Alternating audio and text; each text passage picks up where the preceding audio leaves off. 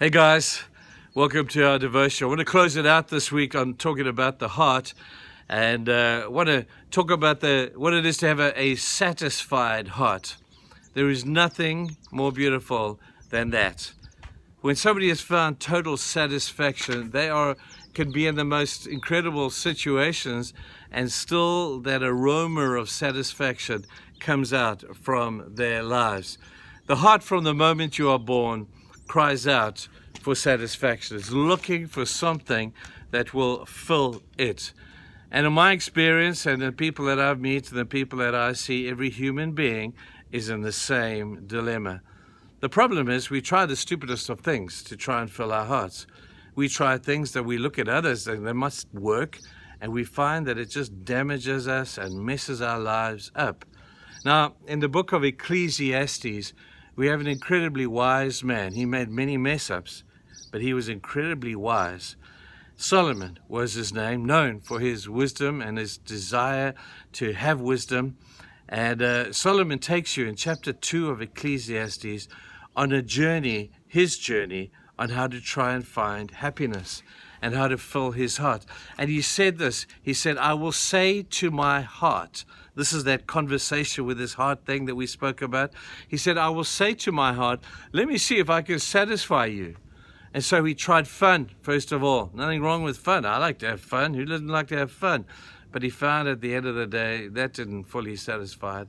So it says that he tried wine, he tried booze, and he tried all these things that he thought they work for a short while, but all you do is wake up in the morning with a headache. He found that didn't satisfy him either. And so he thought, well, let me work hard. Let me go to bed at night knowing that I've really achieved something good today. But at the end of the day, that was a good thing to do, but it didn't satisfy his soul. So he turned his mind to good deeds. And he thought, I will help people. I'll build them houses, reservoirs. I'll employ people. So I will be the king of the happiest nation in the world. And he did it. But that still did not satisfy him. So he tried more wealth, and he made more money. And he was known as the most wealthy, prestigious king in the entire nation. Other kings came. He tried sex. He had wives. He had concubines.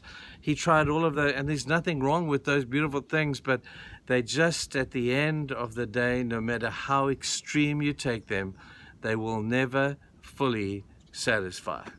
Solomon said that, and many of us can advocate that he's telling you the truth. And just before his life is about to crash and burn, Solomon turns his mind to the only one who can satisfy. And this is what he says. He says, fear God and keep his commandments. He says, that it? That's it. Fear God and keep his commandments.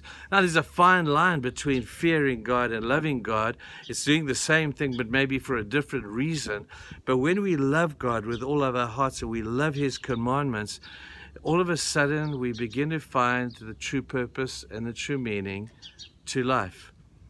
Now, Solomon's dad was David, the one who killed Goliath, and he made a few mess-ups in his life, but in the whole, he was the greatest king Israel ever had. And he took much territory for the kingdom, established Israel, and he did what God in the main had called him to do. And Solomon, at a time when he's just about to crash and burn, would have maybe thought about his dad, and he said, I wish I'd listened to my dad. I wish I'd listened to my father. Because my father had a heart after God. My father was fully satisfied. And he would have remembered maybe what David had said about in Psalm 42 verse 1. And David said, as the deer pants for the water, so my soul longs after you. So every time a kid takes a drug or every time somebody gets drunk, all he's really doing is searching after God. He's trying to fill that God-shaped vacuum in his heart. Every time you think your work or your relationships or your prestige or your reputation is going to fill that vacuum, it doesn't last. It's fun for a while, but you have to go back into bed at night and your soul is still not satisfied.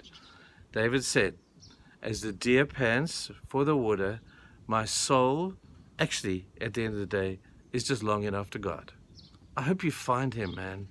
I hope you find God, because he is the only one who can fill, I love that terminology, that God-shaped vacuum that is inside every one of your hearts. I hope you find that to be the truth. God bless you, Oaks. Have a great day. See you soon.